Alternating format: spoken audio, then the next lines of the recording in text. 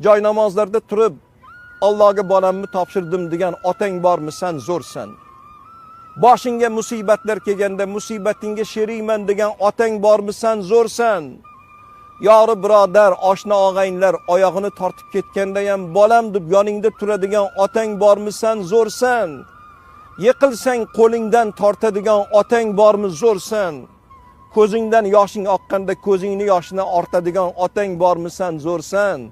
Otang dunyodan ketgan kuni farzandni zo'rligi qolmaydi. Qanot singanday bo'ladi. Burchay-burchaylarga o'tib, to'yib yig'laydigan bir davrlar keladi. Yelkangda turgan otani qo'llarini qumsiysan.